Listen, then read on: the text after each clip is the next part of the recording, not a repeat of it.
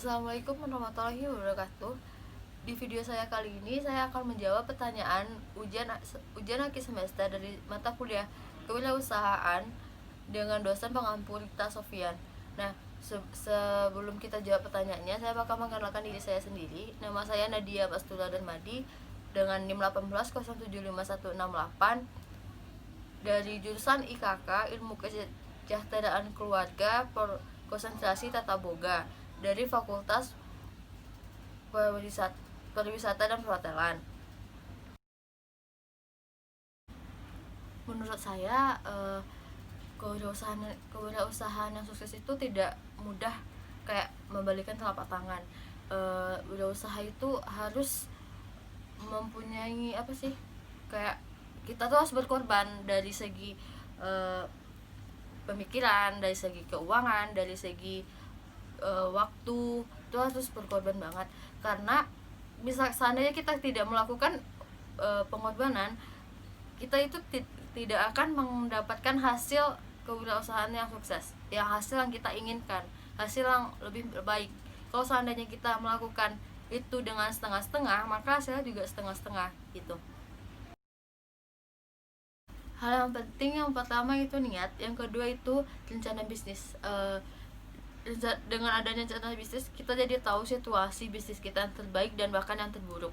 Nah, yang ketiga itu ada target bisnis. Dengan adanya target bisnis, kita bisa tahu, bisa mengarahkan, bisa dapat bisa dapat arahan dan serta kekuatan bisnis kita tersebut. Dan keempat itu plan B. Karena kenapa kita sebenarnya plan B, karena bisnis ini terkadang tidak sesuai rencana, maka dari itu kita harus punya plan B untuk sebagai alternatif, dan itu dengan tujuan yang sama gitu. Dan yang terakhir itu kerja keras. Kalau satu hal yang kita kerjain dengan tidak bekerja keras, ya hasilnya tidak akan bagus gitu, tidak akan sukses. Itu sih ya, pokoknya harus bekerja keras gitu. Usaha yang ingin saya jalani sih itu di bidang pastry, atau bisa di bidang kue atau roti kayak gitu. Karena itu emang cita-cita saya dari kecil, dan dari SMK itu udah masuk jurusan itu juga, dan sekarang kuliah udah jurusan berhubungan tata boga dan berhubungan dengan itu juga. Jadi kayak emang lebih ke makanan sih, tapi lebih kayak spesifiknya itu lebih kayak ke roti rendang. Kenapa? Karena di Minang ini kan rendang itu makanan tradisional yang nomor satu, bahkan nggak di Minang aja, bahkan di dunia nomor satu gitu kan. Nah, jadi sini saya tuh akan menciptakan inovasi baru roti rendang. Ya mungkin orang lain ada yang buat, cuman ini kayak saya akan menimbulkan beda dari yang lain dan menjadikan produk saya tersebut menjadi oleh-oleh gitu.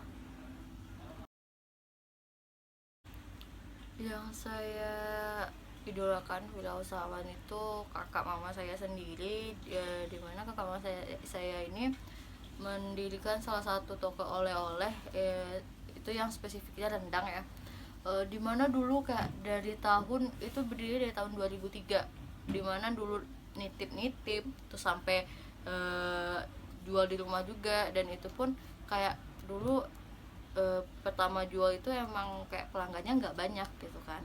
Dan alhamdulillah sampai sekarang itu udah menjadi titik sekarang tuh udah menjadi PT, dan alhamdulillah udah rame juga, udah banyak pelanggannya. Membuat saya motivasi di situ, kayak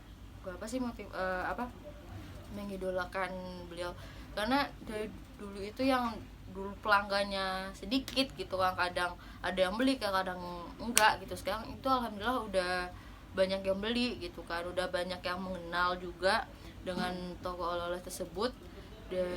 Bahkan yang saya dapatkan itu jangan pernah menyerah untuk memulai bisnis ini gitu, dan jangan cepat capek gitu. Itu aja sih